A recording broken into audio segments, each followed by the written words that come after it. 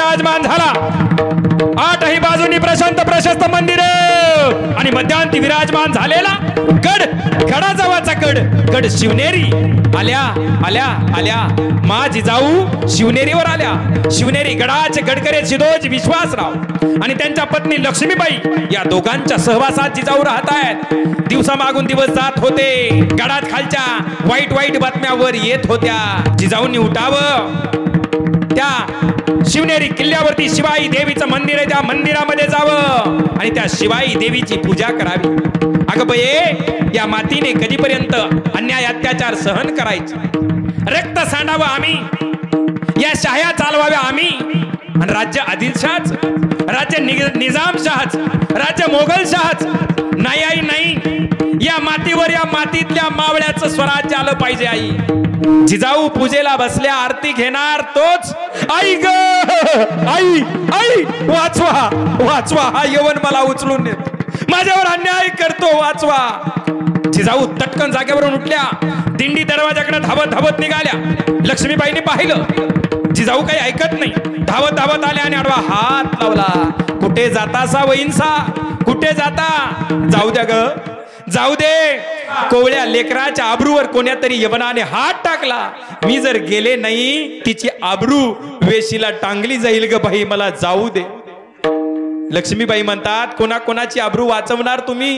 अहो गेल्या 8 दिवसामध्ये तरणी ताटी पोर नांदायला म्हणून आली आणि आपल्या ननंदे सोबत बाहेर का निघाली, पडली त्याच्यावर त्या यवनाची नजर आणि भरली भरली त्याच्या मनामध्ये ती भरली, उचलली, धरला हात, टाकली घोड्यावर आणि भोगली रानो मा। अन्याय झाले, अत्याचार झाले, मातीचा कण शहरला, हंबरला, पण वाचून ते कोण? धावून येईल ते कोण? तिच्या दादल्याला कळालं, धावत धावत आला, पण निघाली त्याच वेळेस त्या यवनाची शमशेर आणि तिच्या नवऱ्यावरती सबसबचा वार झाले। उभा उभा चिरला मासा, उभा चिरला। कुणा कुणाला वाचवणार तुम्ही? कुणा कुणाच्या प्राणाचं रक्षण करणार तुम्ही? गड उतार होणं तुमच्या तब्येतीला आणि तुमच्या पोटातल्या बाळासाठी चांगलं नाही मासाहेब।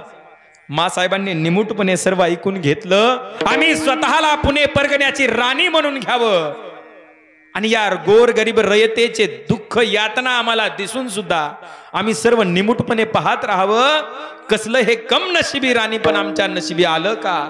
जिजाऊंच्या मनामध्ये वेदना आहेत। हे धावत धावत आला मासा, अन्याय झाले, अत्याचार झाले मासा। जिजाऊंच्या काळजात धस्कन झालं, बोला झालं काय सांगा? आणि हेर सांगू लागला, मासा तुमचे वडील लखोजीराव जाधव सोबत अचलोजी, रघोजी आणि यशवंतराव, तुमचे 2 भाऊ आणि 1 भाचा त्या देवगिरीच्या किल्ल्यावर त्या बादशहाला कुर्निसात करायला गेले, पण त्या बादशाचा कट कळाला नाही मासा। त्या दरबारातून उठून गेला, यवनाच्या समशेरी निघाल्या, तुमच्या वडिलांचा, तुमच्या 2 भावाचा आणि तुमच्या कोवळ्या वयाचा भाच्याचा भर दरबारात खून झाला मासा, भर दरबारात कत्तल झाली मासा। तुमच्या माहेरच्यांच्या रक्तानं तो देवगिरी नाहून निघाला मासा, नाहून निघाला। जिजाऊंच्या अंतकरणामध्ये दुःख आहे, डोळ्यातून घळघळ अश्रूच्या धारा वाहत आहेत। अरे ज्या जाधवरावांच्या जीवावर ही सुलतानी सत्ता उभी राहावी आणि त्याच जाधवरावांची भर दरबारामध्ये कत्तल व्हावी, कधी थांबणार हे अन्याय? कधी थांबणार हे अत्याचार? जिजाऊंनी अन्न पाण्याचा त्याग केला, असलं जगणं आमच्या नशिबी यावं, आमच्या वडिलांचा मृत्यू व्हावा। ज्या भावाच्या हातात आम्ही राखी बांधावी, त्या भावाची मनगटच जर या जगात राहिली नाही तर आम्ही राखी कुणाला बांधावी? 2 भाऊ गेले, 1 भाचा सुद्धा एकेच दिवशी जिजाऊंचं माहेर संपलं। अंतकरणामध्ये दुःख आहे, वेदना आहेत, अन्न पाण्याचा त्याग केला। लक्ष्मीबाई म्हणतात, मासाब असं करू नका, स्वतःचा नाही हो, कमीत कमी पोटातल्या बाळाचा तरी विचार करा, त्याच्यासाठी अन्न ग्रहण करा। तुम्हाला डोहाळे नाही लागले? तुम्हाला काही खावंसं नाही वाटत? तुम्हाला काही प्यावंसं नाही वाटत? चिंचा, आवळी, कैऱ्या, बोर तुम्हाला काही डोहाळे नाही लागले? नंतर मासाब काही बोलणार, तो दुसरा हेर धावत धावत आलेला, मुजरा केला, मासाब घात झाला, मासाब अन्याय झाले, मासाब मासा बोलतात पटकन बोला. आणि हेर सांगू लागला मासा भोसले घराण्याची कुलवधू खेळोजी राजांची धर्मपत्नी त्या पंचवटीवर स्नाना करता गेली मासा. त्या महावत खानाची नजर तिच्यावरती पडली मासा आणि दिवसा ढवळ्या घोड्यावर टाकून उचलून नेली मासा. आता मात्र मासाहेबाच्या तळपायाची आग मस्तकाला गेलेली आहे.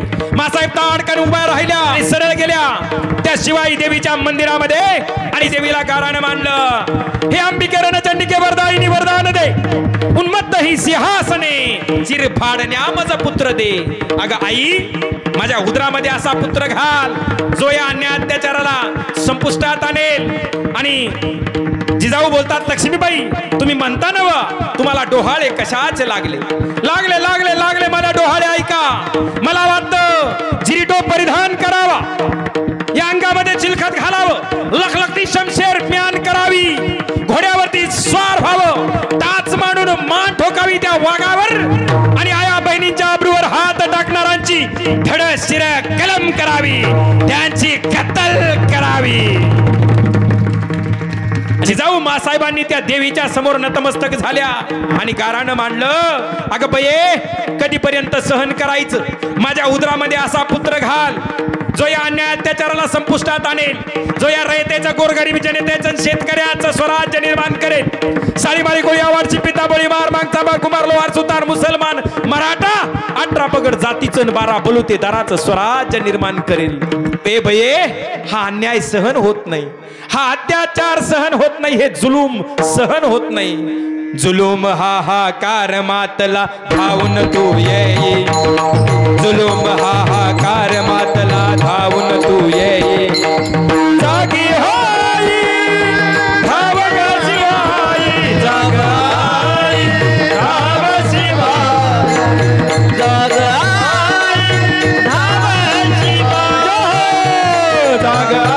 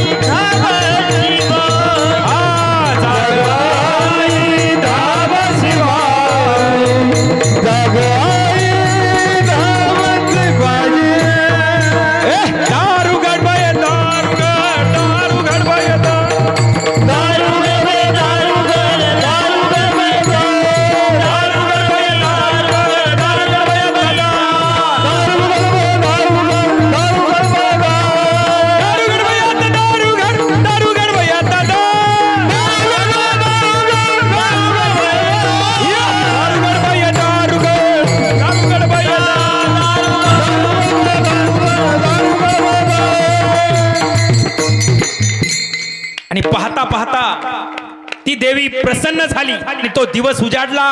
19 फेब्रुवारी 1630 या महाराष्ट्राच्या मुशीत आणि जिजाऊंच्या कुशीत हिंदवी स्वराज्य संस्थापक छत्रपती शिवाजी महाराज यांचा जन्म झाला. छत्रपती शिवाजी महाराज की जय, छत्रपती संभाजी महाराज की जय, भवानी जय भवानी. या मातीमध्ये माझा राजा जन्माला आला. असे किती राजे आले आणि गेले हो. अरे आले किती गेले किती उडून गेले भरारा, आले किती गेले किती उडून गेले भरारा, पण संपला नाही आणि संपणार नाही माझ्या शिवरायांचा दरारा. नाही महाराज, हा एकच राजा इथं जन्मला महाराज, एकच राजा इथे जन्मला ये हो एक राजा तिथे जन्मला शिवनेरी किल्ल्यावर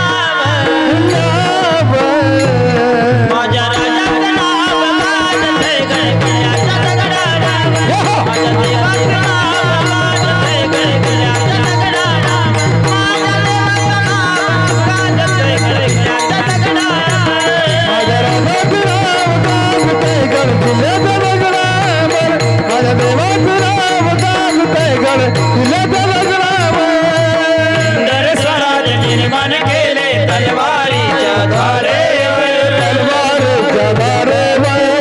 तलवारीच्या धारे साठी वार झेलिले आपल्या निधड्या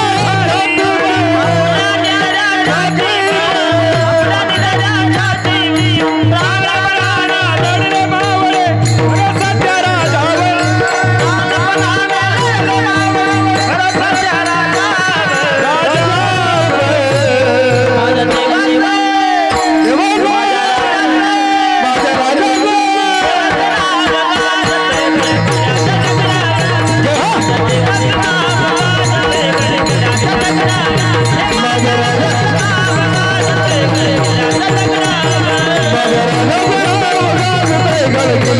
माझ्या देवाचं नाव गाजतंय गडकिल्ल्याच्या